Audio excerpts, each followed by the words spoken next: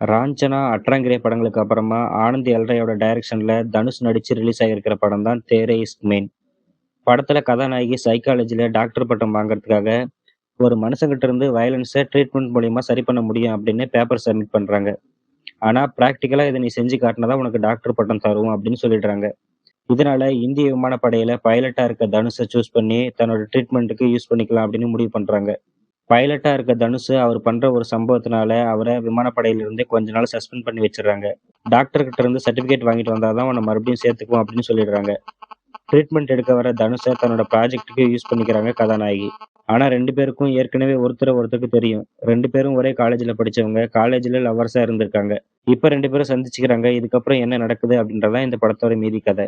தனுஷ் இந்த படத்துல ரொம்ப நல்லாவே நடிச்சிருக்காரு. குறிப்பா தன்னோட பிரச்சனையை வெளிப்படுத்துற காட்சி, டான்ஸ் ஆடிக்கிட்டே பிரகாஷ் ராஜ் கிட்ட வந்து பேசுற சீனு, கீர்த்தி சனோன் கிட்ட மொட்டை மாடியிலயும் ஒரு ஃபங்க்ஷன்லயும் மீட் பண்ணி பேசுற சீன் அப்படின்னு இவர் நடிக்கிறதுக்காகவே பல சீன்ஸை எழுதியிருக்கிறாங்க. அதுல தனுஷும் நல்லாவே நடிச்சிருக்காரு. ஆனா காலேஜ் போர்ஷன்ஸ்ல வர எல்லா சீன்ஸ்லயும் தனுஷ் ஆடியோ லான்ச்சுக்கு ரெடி ஆகி வர்ற மாதிரி ரஜினி படங்களை பார்த்துட்டு தான் வந்து நடிச்சிருப்பாரு போல. சிகரெட் பத்த வைக்கிற ஸ்டைல்ல இருந்து பல விஷயங்கள்ல ரஜினி அப்படியே காப்பி பண்ணியிருக்காரு.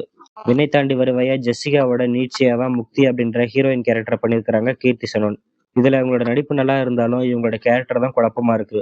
சைக்காலஜி ஸ்டூடெண்ட் டாக்டருக்கு படிக்கிற புத்திசாலியான கேரக்டரா இன்ட்ரோடியூஸ் பண்ணிட்டு அவங்க எடுக்கிற எல்லா முடிவுமே தப்பு தப்பா எடுக்கிறாங்க. இதனாலேயே இந்த கேரக்டர் மேல நமக்கு ஒரு வெறுப்பு வந்துருது. இவங்க சைக்காலஜி ஸ்டூடெண்டா இல்ல பேஷண்டா அப்படின்னு நமக்கே சந்தேகம் வந்துருது. கம்முனு கிளைமேக்ஸ்ல இவங்க மனநல மருத்துவம் படிக்கிற மாணவியா தன்னை நினைச்சுக்கிற ஒரு மனநோயாளி அப்படின்னு ட்விஸ்ட் வச்சிருந்தா நல்லா இருந்திருக்கும். நிஜத்துல கீர்த்தி சனோன், படத்துல கீர்த்தி சனோன் அப்படின்னு வேணா நம்ம வச்சுக்கலாம். அந்த அளவுக்கு தான் இவங்களோட கேரக்டர் ரைட்டிங் இருக்கு.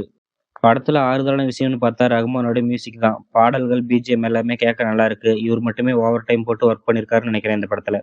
படத்துல நடிச்சிருக்க மத்த ஆர்டிஸ்ட் எல்லாருமே அவங்கவங்களுக்கு குடுத்த வேலைய கரெக்டாவே பண்ணியிருக்காங்க. இந்த படத்துல நெறைய நடிகர்கள் இருந்தாலும், பிரகாஷ் ராஜ் மட்டுமே கவனிக்க வைக்கிறாரு.